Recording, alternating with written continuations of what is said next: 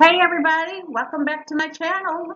This is Josie's Point of View, where we focus on human interest stories throughout the Carolinas.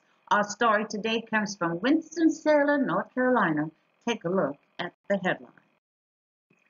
And it reads, employees arrested for setting a fight club at assisted living facility. This story made international news last week, and since everybody else is talking about it, we need to be talking about it as well. So let me tell you what's being said.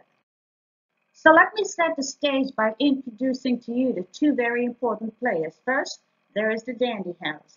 And the Dandy House is a 100-bed assisted living residence located in Winston-Salem, North Carolina. Information from their Facebook page states they specialize in a number of services to include Alzheimer and memory care. And then you have these three individuals. I refer to them as the trio. They are Tanisha Deshawn, 23, Tanika Tyson, age 20, and Marilyn McKee, age 32. The trio were employed at the Dandy House, and last week they were arrested on assault charges dating back to activities at the senior living facility back in June of this year. According to reports, the trio, they are being accused of allegedly creating their own fight club, and the fighters were residents at the senior living facility. So it was reported that these three women were encouraging the residents to fight each other, and then they were recording it as well.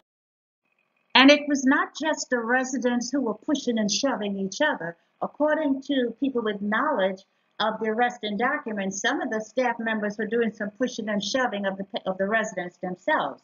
So the documents, in one incident, Tyson was recording a fight between residents, and she was encouraging them to fight by saying things like hit or back. In another incident, Jordan is accused of seeing a co-worker assault a resident, and she failed to report it. McKay is accused of recording herself pushing a female resident into a room. In another incident, she is accused of seeing two female residents fight, and she did not report it.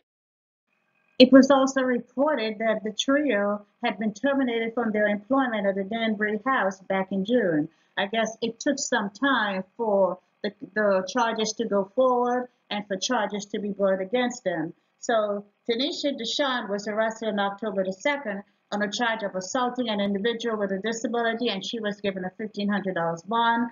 Tanika Tyson was arrested on October 3rd on a similar charge, and Marilyn McKay, who was the oldest of the bunch, and she should have known better, she got the same charge, but she also had a $1,000 bond, and they're all due back in court on November the 14th. And once this hit the news media, this situation prompted an investigation and an on-site visit from the North Carolina Department of Health and Human Services. And DHHS made an on-site visit, and this is common when things like this become brand news.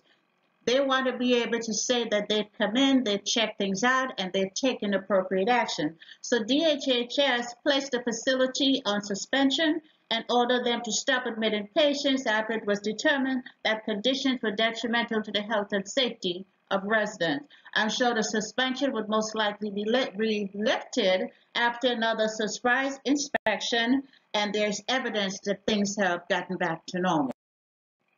It was reported that no physical injuries were found on any of the residents, and the spokesperson for the facility believes that the word fight club is a bit overrated or over-exaggerated, describing what took place as being one or two isolated incidents.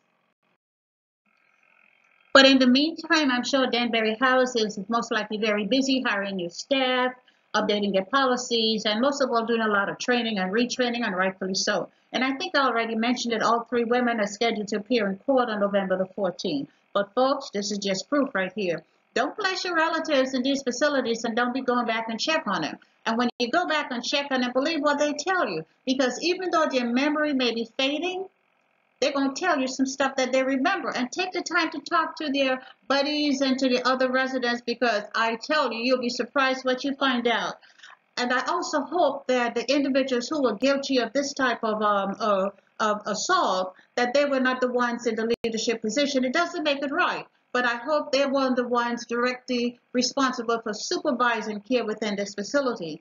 But nonetheless, we're going to continue to keep an eye on this one, and we'll let you know how things turn out. Well, that's all I have for you right now. Please leave me a comment below and let me know what you think about the story. And feel free to subscribe, to like, and to share this video. And if you click on this notification bell right here, you'll be the first to know whenever a new video is uploaded. I thank you for watching, and I'll be talking to you soon. Bye.